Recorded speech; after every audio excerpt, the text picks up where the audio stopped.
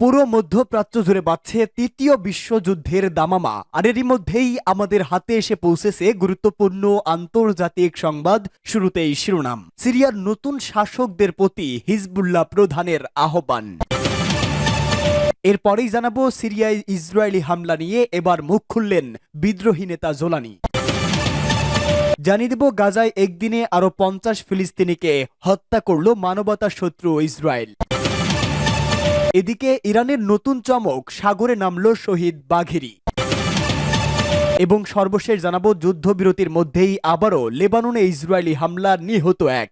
এতক্ষণ শুনছিলেন সংবাদ শিরোনাম, এবারে বিস্তারিত। তবে তার আগে প্রতিদিনের আপডেট আন্তর্জাতিক সংবাদ সবার আগে পেতে ভিডিওটিতে একটি লাইক দিয়ে চ্যানেলটি সাবস্ক্রাইব করার অনুরোধ রইল। সিরিয়ার নতুন শাসকদের প্রতি হিজবুল্লাহ প্রধানের আহ্বান। ইসরায়েলকে স্বীকৃতি প্রদান না করা এবং তাদের সাথে সম্পর্ক প্রতিষ্ঠা না করার জন্য সিরিয়ার নতুন শাসকদের প্রতি আহ্বান জানিয়েছে লেবানন ভিত্তিক প্রতিরোধ আন্দোলন হিজবুল্লাহ। টেলিভিশনে প্রচারিত এক বক্তৃতায় হিজবুল্লাহ নেতা নাইম কাশেম বলেন, আমরা আশা করব যে ক্ষমতায় আসা নতুন দলটি ইসরায়েলকে শত্রু মনে করবে এবং এর সঙ্গে সম্পর্ক স্বাভাবিক করবে না। সিরিয়ার প্রেসিডেন্ট বাশার আল আসাদ উৎখাত হওয়ার পর এই প্রথম প্রকাশ্যে বক্তব্য রাখলেন নাইম কাশেম। তিনি স্বীকার করেন যে বাশারের পতনের পর তারা সিরিয়ার সাথে থাকা তাদের সরবরাহ রুট খুইয়ে ফেলেছেন। তিনি বক্তৃতায় বাশারের নাম বলেননি, তবে জানান সিরিয়ায় স্থিতি অবস্থা ফিরে না আসা পর্যন্ত নতুন শাসকদের ব্যাপারে কোনো মন্তব্য করবেন না। তিনি ইসরায়েলের উচ্চ বিলাস সম্পর্কে বলেন, ইসরায়েল গাজায় বসতি স্থাপন করতে চায়, পশ্চিম তীরকে আমেরিকার সহায়তায় দখল করে নিতে চায়। তিনি বলেন, ইসরায়েল যেসব অপরাধ করছে এটি তাদের কোনো সাফল্য নয়, আর আমাদের আত্মসমর্পণ বা পর্যদস্ত করা সম্ভব নয়। হিজবুল্লাহর প্রতিরোধে তা সম্ভব নয়। তিনি বলেন, আমরা নির্মূল করা এবং প্রতিরোধ গড়িয়ে দেওয়ার শত্রুর লক্ষ্য ভণ্ডুল করে দিয়েছি। আমরা বসতি স্থাপনকারীদের স্থানচ্যুত করেছি। কাশেম তার বক্তৃতায় শেষ পর্যায়ে বলেন, এই অঞ্চলের এই গুরুত্বপূর্ণ ঘাঁটিটি পাট করা দরকার, আর আল্লাহ চাহে তো ফলাফল হবে ইতিবাচক এবং প্রতিরোধ অব্যাহত থাকবে। সূত্র এএফপি ও জেরুজালেম পোস্ট। সিরিয়ায় ইসরায়েলি হামলা নিয়ে মুখ খুললেন বিদ্রোহী নেতা জোলানি। সিরিয়ায় ইসরায়েলি হামলা নিয়ে জবাব দিয়েছেন বাশার আল আসাদ সরকারকে উৎখাতের নেতৃত্ব দেওয়া ইসলামী বিদ্রোহী গোষ্ঠী হায়াত তাহরির আশ-শাম এবং এর নেতা আবু মোহাম্মদ আল জোলানি। ক্ষমতা গ্রহণের পর প্রথমবারের মতো ইসরায়েল সম্পর্কে কথা বলেছেন তিনি। সিরিয়ার টিভি নিউজ চ্যানেলের সাথে একটি সাক্ষাৎকারে আল জোলানি বলেন, সিরিয়ায় বিমান হামলা চালানোর জন্য ইসরায়েলের আর কোনো অজুহাত নেই এবং সাম্প্রতিক আইডিএফ সিরিয়ার মাটিতে হামলার লাল রেখা অতিক্রম করেছে এবং এই অঞ্চলে একটি অযৌক্তিক উত্তেজনা বৃদ্ধির হুমকি দিয়েছে। এক প্রতিবেদনে এই খবর দিয়েছে টাইমস অফ ইসরায়েল। চলতি সপ্তাহের শুরুতে ইসরায়েলি সিরিয়ার সামরিক বাহিনীর কৌশলগত সামরিক সক্ষমতা ধ্বংস করার জন্য একটি বড় অভিযান শুরু করে, যার মধ্যে সিরিয়ান সেনাবাহিনী রাসায়নিক অস্ত্রের সাইট, ক্ষেপণাস্ত্র, বিমান প্রতিরক্ষা, বিমান বাহিনী এবং নৌবাহিনীর লক্ষ্যবস্তু করে। সিএনএন এর প্রতিবেদন অনুসারে আসাদ সরকারের পতনের পর সিরিয়ায় ইসরায়েল কঠোর সামরিক হামলা চালিয়েছে। সিরিয়ার সামরিক লক্ষ্যবস্তুতে ইসরায়েলে অন্তত 480টি বিমান হামলা চালিয়েছে এবং 50 বছরের মধ্যে প্রথমবারের মতো দুই দেশের মধ্যকার বাফার জোন থেকে এগিয়ে সিরিয়ার অভ্যন্তরে ঢুকে স্থল বাহিনী মোতায়েন করেছে। সিরিয়া সীমান্তে বাফার জোনে ইসরায়েলের দখল সামরিক হামলার পদক্ষেপে আন্তর্জাতিক সম্প্রদায়ের নিন্দা করেছে। এটিএস এর নেতৃত্বে বিদ্রোহীরা দামেস্ক দখলের পর কয়েক ঘন্টা পর ইসরায়েল ও গোলান মালভূমিতে জাতিসংঘের টহলযুক্ত বাফার জোনে প্রবেশ করে। ইসরায়েল বলেছে তারা সিরিয়ার সংঘাতে জড়িত হবে না এবং 1974 সালে প্রতিষ্ঠিত বাফার জোন দখল একটি প্রতিরক্ষামূলক পদক্ষেপ এবং একটি অস্থায়ী পদক্ষেপ যতক্ষণ না এটি সীমান্ত বরাবর নিরাপত্তা নিশ্চিত করতে পারে। বিদ্রোহী নেতা আন্তর্জাতিক সম্প্রদায়কে ক্রমবর্ধমান পরিস্থিতি এড়াতে এবং সিরিয়ার সার্বভৌমত্বের সম্মান নিশ্চিত করার জন্য তার দায়িত্ব গ্রহণের আহ্বান জানান। ইসরায়েলের নাম সরাসরি উল্লেখ না করে তিনি নিরাপত্তা ও স্থিতিশীলতা নিশ্চিত করার একমাত্র উপায় হিসাবে কূটনৈতিক সমাধান এবং অপরাধমূলক সামরিক পদক্ষেপের বিকল্পের উপর জোর দেন।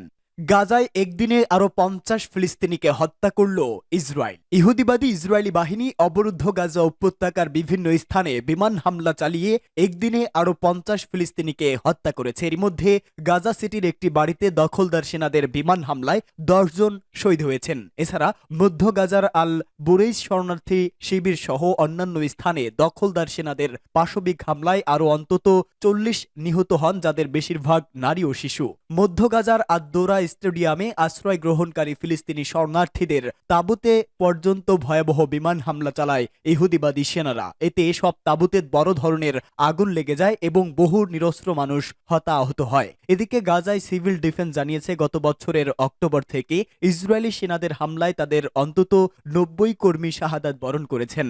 গাজায় গত 14 মাসের ইহুদিবাদী হামলায় অন্তত 44,900 ফিলিস্তিনি শহীদ হয়েছেন। জাতিসংঘের শিশু বিষয়ক তাহবিল ইউনিসেফের নির্বাহী পরিচালক ক্যাথেরিন রাসেল বলেছেন, হতভাগ্য এসব মানুষের মধ্যে অন্তত 14,500ই রয়েছেন শিশু। তিনি গাজাবাসী শিশুদেরকে প্রতি মুহূর্তে এই মৃত্যুর বিভীষিকা থেকে রক্ষা করতে এগিয়ে আসার জন্য বিশ্ববাসীকে এগিয়ে আসার আহ্বান জানান। জাতিসংঘের এই কর্মকর্তা দুঃখ প্রকাশ করে বলেন, গাজার শিশুদের যখন পাশবিকভাবে হামলা করে হত্যা করা হচ্ছে, তখন গোটা বিশ্ব নীরবতা অবলম্বন করছে। ইরানের নতুন চমক, সাগরে নামল শহীদ বাঘেরি। ইসরায়েলের সঙ্গে চলমান টানাপোড়েন আর সিরিয়াতে আসাদ সরকারের পতনের প্রেক্ষাপটকে সামনে রেখে নতুন চমক দেখালো ইরান। শুধুমাত্র ড্রোনের জন্যই একটি রণতরী সাগরে ভাসিয়েছে দেশটি। তেহরান এ নিয়ে আগে থেকে কোনো ঢাকঢোল না পেটালেও কৃত্রিম উপগ্রহ ম্যাক্সারের লেন্সে ধরা পড়েছে সেই দৃশ্য। রহস্যময়ী ড্রোনবাহী রণতরীর নাম শহীদ বাঘেরি। স্যাটেলাইট চিত্রে দেখা গেছে রণতরীটি পারস্য উপসাগরে ইরানের বন্দর আব্বাসের উপকূলে দেখা গেছে। এই রণতরীটি 24 বছর আগেই একটি কন্টেইনার জাহাজ ছিল, কিন্তু এখন একটি ড্রোন তৈরির পাশাপাশি উড্ডয়নের জন্য ব্যবহার করা যাবে। শহীদ বাঘেরি এর বৈশিষ্ট্য জানলে হতবাক হয়ে যাবে আমেরিকা ও ইসরায়েল। একই ধরনের 3টি রণতরী তৈরি করেছে ইরান। এর মধ্যে প্রথমটি হল শহীদ বাঘেরি, আর দ্বিতীয়টি শহীদ রৌদাকি এবং তৃতীয়টি শহীদ মাহদাভি। স্যাটেলাইটের মাধ্যমে তোলা ছবিতে 3টি জাহাজই পারস্য উপসাগরে দৃশ্যমান। শহীদ বাঘেরিকে বলা হচ্ছে ফরওয়ার্ড বেস শিপ। এতেই বোঝা যায় প্রযুক্তির দিক থেকে ইরান কতটা এগিয়েছে। এই রণতরীতে এমন একটি কর্ণ রয়েছে যেখান থেকে ড্রোনটি গোপনে উঠতে পারে। এর রানওয়ে খুবই সংক্ষিপ্ত, শুধুমাত্র ড্রোনের জন্যই তৈরি করা। এই কারণে যুদ্ধ বিমান উঠতে পারে না। এর উপরিভাগে একটি স্কি জাম্প রয়েছে। এই স্কি জাম্প প্রযুক্তিটি বিমানবাহী রণতরীর মতো দেখতে হলেও ছোট্ট রানওয়ে দেখে ধারণা করা যায় এটি শুধু ড্রোন ও হেলিকপ্টার পরিচালনা করার জন্য ব্যাহত হতে পারে। নতুন 3 ড্রোনবাহী রণতরীর মাধ্যমে ইরানি নৌবাহিনীর মানুষবিহীন আকাশযুদ্ধে আরও এগিয়ে গেল। ইউরোশিয়ান টাইমসের প্রতিবেদনে বলা হয়েছে, নভেম্বরের শেষের দিকে ইরান শিপইয়ার্ড অ্যান্ড অফশোর ইন্ডাস্ট্রিজের শিপইয়ার্ড থেকে এটি বের করা হয়। তারপর থেকে এটি সমুদ্রে ভ্রমণ করেছে। সম্ভবত এর ট্রায়াল চলছে। আসলে ইরানের এখনো কোনো বিমানবাহী রণতরী নেই। পশ্চিমা নিষেধাজ্ঞার বহু বছর পরও ইরান নিজস্ব সশস্ত্র ড্রোন বহর তৈরি করেছে। এই ড্রোন অঞ্চলটির বিভিন্ন যুদ্ধক্ষেত্র এবং ইউরোপেও ছড়িয়ে পড়েছে।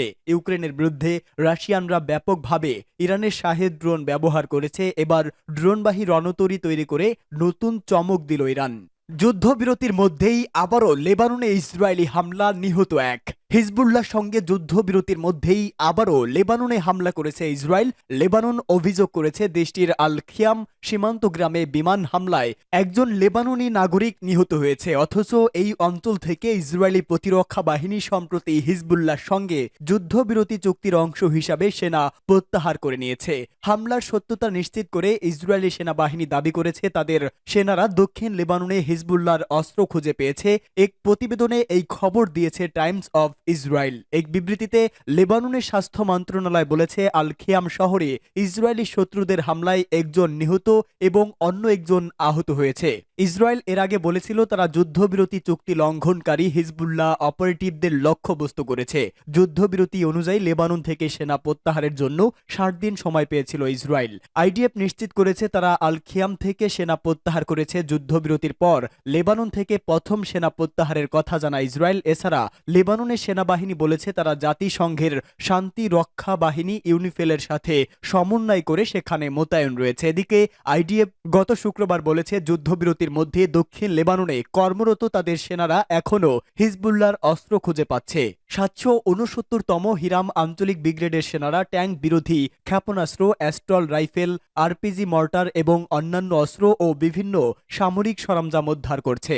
আইডিএফের দাবি সেনারা একটি অ্যান্টি ট্যাঙ্ক ক্ষেপণাস্ত্র উৎক্ষেপণের স্থানও খুঁজে পেয়েছে, যা আগে হিজবুল্লাহ ইসরায়েলের সীমান্ত শহরগুলোতে আক্রমণ করার জন্য ব্যবহার করেছিল। এর আগে যুদ্ধবিরতি চুক্তি স্বাক্ষরের পর এক সপ্তাহ না যেতেই লেবাননে হামলা চালিয়েছিল ইসরায়েল। লেবাননের দক্ষিণাঞ্চলে 2টি গ্রামে চালানো এই হামলায় অন্তত 9 জন নিহত হয়। যুদ্ধবিরতি চুক্তি স্বাক্ষরের পর লেবাননের অভ্যন্তরে এ নিয়ে ইসরায়েলি হামলায় দ্বিতীয়বার প্রাণহানির ঘটনা ঘটল। এদিকে মানবাধিকার সংগঠন অ্যামনেস্টি ইন্টারন্যাশনাল এর আগে ইসরায়েলকে গাজায় হামলা করার জন্য অভিযুক্ত করেছে।